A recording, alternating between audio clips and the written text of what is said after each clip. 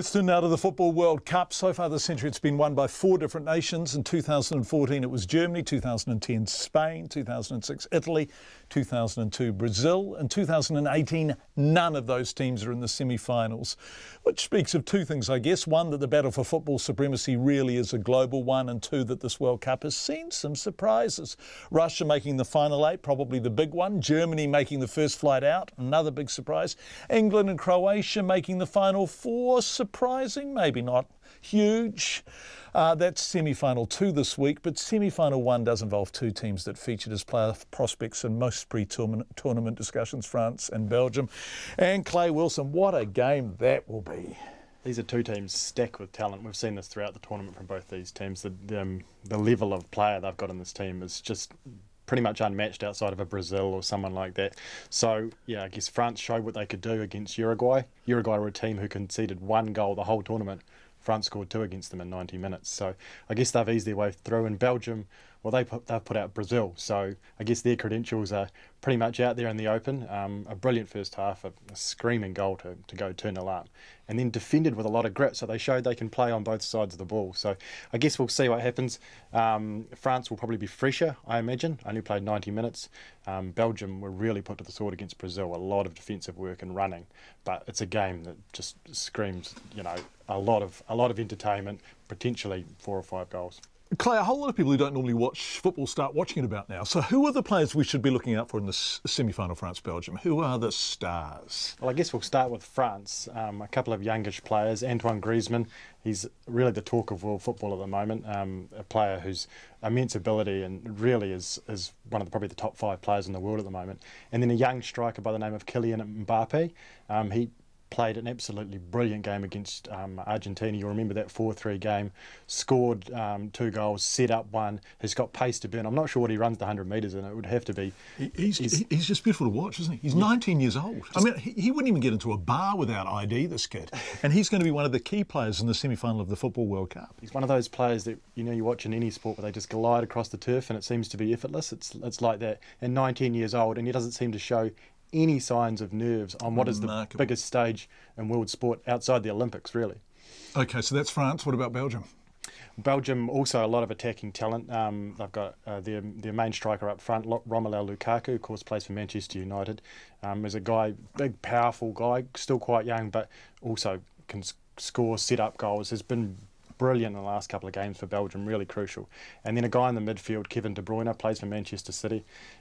He's just one of those industrious, hard-working guys. But as he showed in the last game, you give him space outside the box and he can shoot and score. It was an absolutely brilliantly taken goal. He's cool-headed, isn't he? Yeah. Boy, he just looks completely unfazed by everything. Just the whole package. These are players that can come back, work defensively, can create things in the midfield, and then you give them a chance up front, and they can score and create goals as well. So, yeah, it's just a lot of talent, and I expect it'll be a brilliant 90 minutes or plus, whatever it goes to. Yeah, I'm tried rugby, as everyone knows, and I can't wait for this game. I'm looking forward to it so much.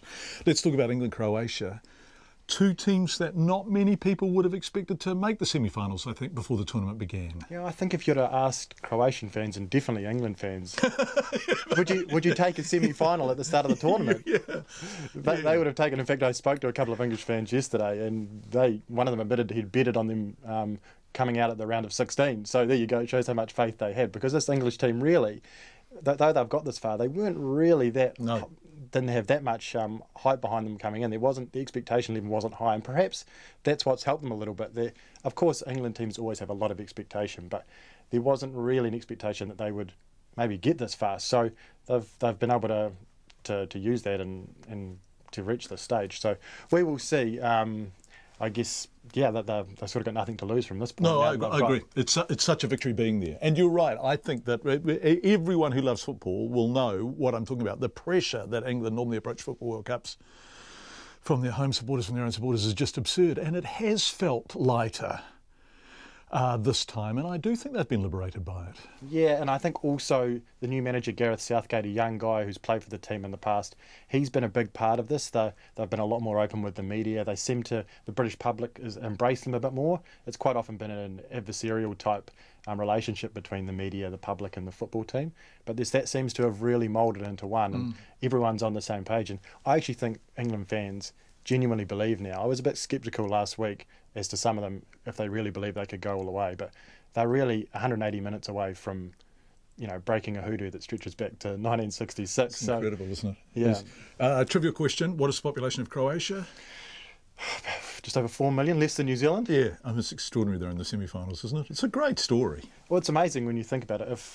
If you look at it on that basis, it's like us succeeding in rugby. The population-wise, it doesn't make sense. But in football, it's even more pronounced because football really is a global game. For Croatia to be succeeding just shows, I'm not sure what they've got in the water there or what. I guess there's no real perfect answer to it, but it is remarkable they've got to where they are. Right, Clay. Okay, let's pick our winners. France, Belgium. Well, I've sort of been on France a lot of the way through the tournament, outside of Brazil. So I'm going to stay with France. I think they'll be a bit fresher and probably just a little bit more well-rounded across the field. Belgium have some real ability, but they really got put to the ringer against Brazil in that second half. And I think that will probably come back to ultimately bring their downfall against France. And England, Croatia? Yeah, I'm going to say Croatia. Croatia haven't really peaked. I think that they haven't had their best game at the tournament, and I probably think they're due for that. England will be fresher like France will, because England only played 90 minutes. But yeah, I don't know if England perhaps at the moment quite have the experience in what is a really big game. They've got through a couple of big games so far, but you've got to get through 4 or 5 really big games to win a World Cup. And I feel like Croatia have a bit more experience. They're a bit more battle-hardened and probably will just edge them. But, I mean, both these games are really 50-50. It's very hard to pick at this point. Oh, yes, it is. Clay Wilson, extraordinary